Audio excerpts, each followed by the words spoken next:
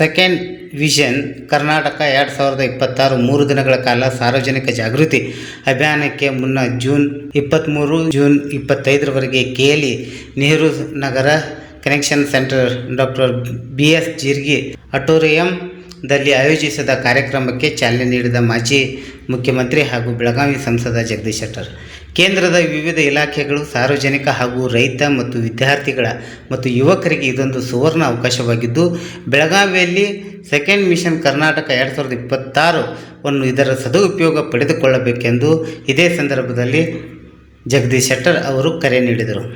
ಇವತ್ತು ಕರ್ನಾಟಕ ವಿಷನ್ ಅಂತ ಹೇಳಿ ನಾವೇನು ಪ್ರಾರಂಭ ಮಾಡಿದ್ವಿ, ಓವರಾಲ್ ಗೌರ್ಮೆಂಟ್ ಆಫ್ ಇಂಡಿಯಾದು ಮೇಜರ್ ಡಿಪಾರ್ಟ್ಮೆಂಟ್ಸು ಅವ್ರ ಸಾಧನೆ ಮತ್ತು ನಮ್ಮ ಅದರಲ್ಲಿ ವಿದ್ಯಾರ್ಥಿ ಬಂಧುಗಳಿಗೆ ಹೆಚ್ಚಿನ ರೀತಿ ಅವರಿಗೆ ಜ್ಞಾನವರ್ಧನೆ ಆಗುವಂಥ ದೃಷ್ಟಿಯಿಂದ ಇವೆಲ್ಲವನ್ನು ತೊಗೊಂಬಂದಿದ್ದೇವೆ.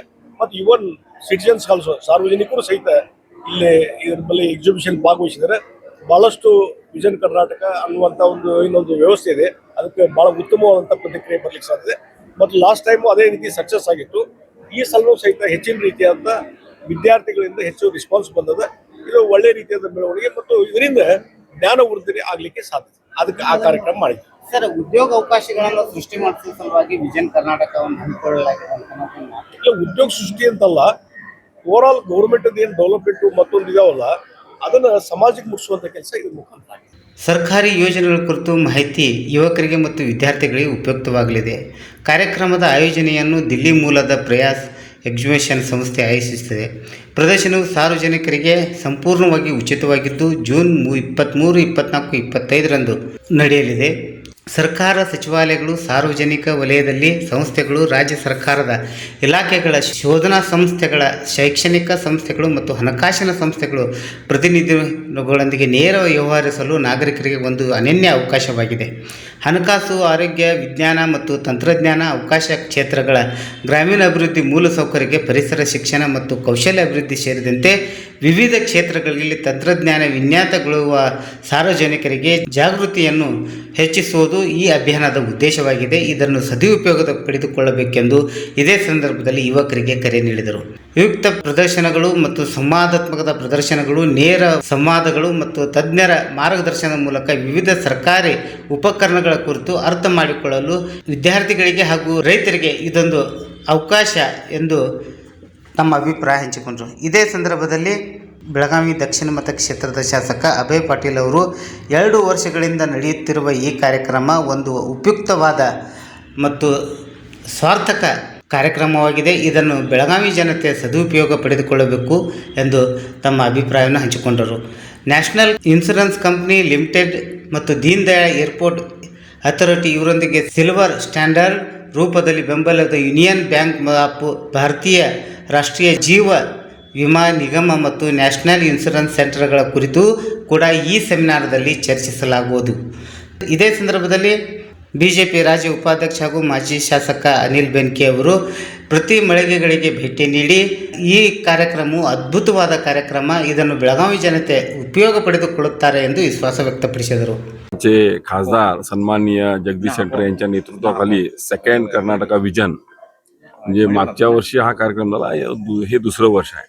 विशेष करून टेक्नॉलॉजी किंवा वेगवेगळ्या क्षेत्रामध्ये आजची परिस्थिती काय आणि 2047 सन्माननीय प्रधानमंत्री मोदी यांचं जे विजन आहे की विकसित भारत झाला पाहिजे, त्या दृष्टिकोनातून हा बेळगावमध्ये प्रयत्न आहे. आणि मला वाटतं मागच्या वर्षी मोठ्या प्रमाणात प्रतिसाद मिळाला होता, त्यापेक्षा यावेळी प्रतिसाद दिसतोय. विशेष करून बेळगावच्या जनतेला विनंती आहे की तुम्ही ह्याचा पुरेपूर फायदा घ्यावा, कारण आज, उद्या आणि परवा म्हणजे 23, 24, 25 हे 3 दिवस हा एक्झिबिशन इथं माहिती देण्याचा कार्यक्रम आहे. त्यामुळे सर्वांनी येऊन ह्याची माहिती घ्यावी ही जनतेला कळकळीची विनंती.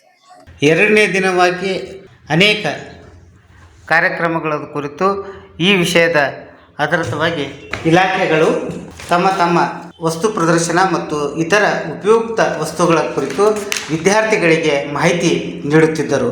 ಅದರಂತೆ ಶಾಲಾ ವಿದ್ಯಾರ್ಥಿಗಳು ಪ್ರತಿಯೊಂದು ಮಳಿಗೆಗಳಿಗೆ ಹೋಗಿ ತಮ್ಮ ಮಾಹಿತಿಯನ್ನು ಸಂಗ್ರಹಿಸಿ ಅದರ ಉಪಯೋಗಗಳ ಕುರಿತು ಅಲ್ಲಿದ್ದ ಪ್ರತಿನಿಧಿಗಳ ಜೊತೆಗೆ ಪ್ರಶ್ನೆ ಮತ್ತು ಉತ್ತರಗಳನ್ನು ಪಡೆಯುತ್ತಿದ್ದರು. ಜನತೆಗೆ ಇದೊಂದು ಅದ್ಭುತವಾದ ಕಾರ್ಯಕ್ರಮ ಮತ್ತು ಜ್ಞಾನಭರಿತ ಕಾರ್ಯಕ್ರಮ ಇದಾಗಿದೆ ಎಂದು ಅಲ್ಲಿ ಹೆಚ್ಚಿನ ಜನದ ಒಂದು ಪ್ರಶಂಸೆ ಆಗಿದೆ.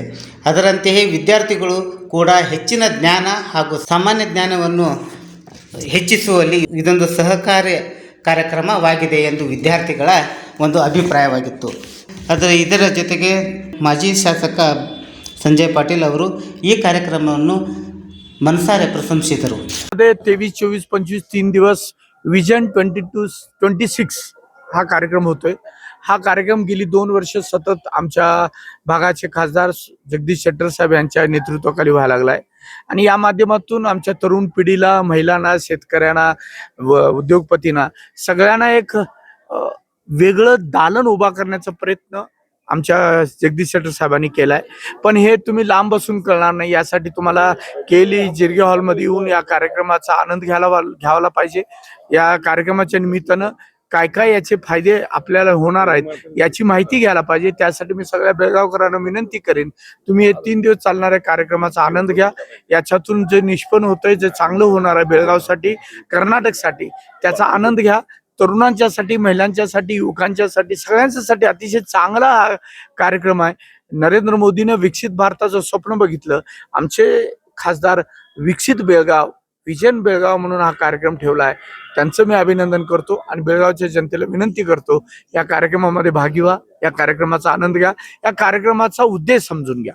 ಧನ್ಯವಾದ. ಬಿಜೆಪಿ ನಾಯಕರುಗಳಾದ ಮುರುಗೇಂದ್ರ ಗೌಡ ಪಾಟೀಲ್ ಅವರು ಕೂಡ ಈ ಕಾರ್ಯಕ್ರಮದಲ್ಲಿ ಉಪಸ್ಥಿತಿ ಇದ್ದು ವಿವಿಧ ಕಾರ್ಯಕ್ರಮ ಭೇಟಿ ನೀಡಿದರು.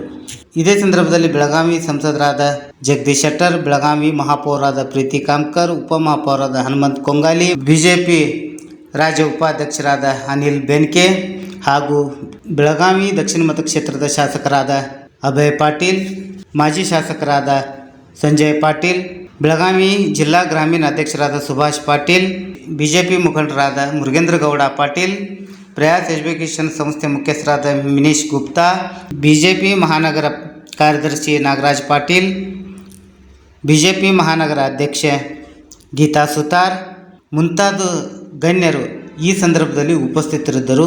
ಅದರಂತೆ ಜಿಲ್ಲಾ ಆಡಳಿತದ ಹಿರಿಯ ಅಧಿಕಾರಿಗಳು, ವಿವಿಧ ಇಲಾಖೆಗಳ ಮುಖ್ಯಸ್ಥರುಗಳು ಈ ಸಂದರ್ಭದಲ್ಲಿ ಉಪಸ್ಥಿತರಿದ್ದರು. ವರದಿ ರತ್ನಾಕರ ಗೌಂಡಿ, ಬೆಳಗಾವಿ ಪಂಚಾಯತ್ ಸ್ವರಾಜ್ ಸಮಾಚಾರ.